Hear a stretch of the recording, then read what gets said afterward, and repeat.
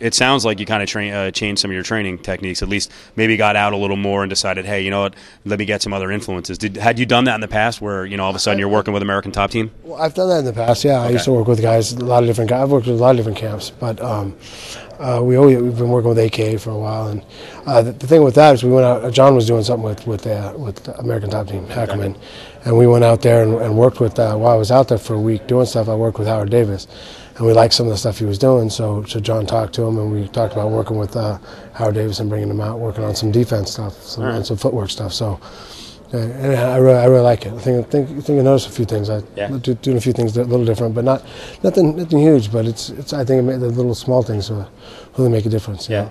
So what's it like working with a guy who was a professional boxer and a high level boxer with that much experience? I was great. Howard was a great coach and hard. Task sergeant, I guess, or whatever. He was making me work, but it was fun. It's something different. It's learning some new things and doing some new drills, new things, and it makes it interesting.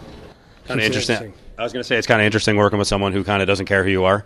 Maybe that's what happens sometimes with high level experienced fighters who get a big name. Maybe some of the guys around them don't want to tell them, don't want to crack the whip.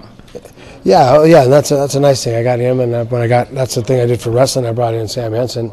Sam Henson's a silver medalist in the Olympics. Right. And he's my wrestling coach now. So I mean, he, and he's able to, they're able to push you, and and the other thing too, with guys pushing you like that, they've been there. Mm-hmm. They did it. It's not just some guy telling you, do this, do that. The guys that have been there, There's just same respect I have for John, because John's been with me for 15 years. Right. They can tell me stuff. If you you can make that thing. You've been around. You've done a lot. It's hard to listen sometimes to people who haven't done much.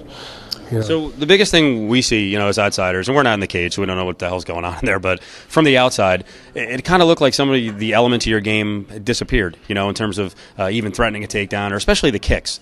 So we're going to see some of that stuff. I mean, did you notice that when you went back and watched some of the fights that, maybe you were kind of just stalking a little bit, looking for the one shot instead of setting it up with lots of shots? Well, yeah, I plan on adding shots back in a lot sooner than I did with Vanderlei, looking back, I think that was a game plan mistake with Rashad. I should have kept the shots in, and we kind of got away. We just wanted to stay away from his wrestling, but I think I could have wrestled with him. I'm not too bad a wrestler myself, so. Yeah.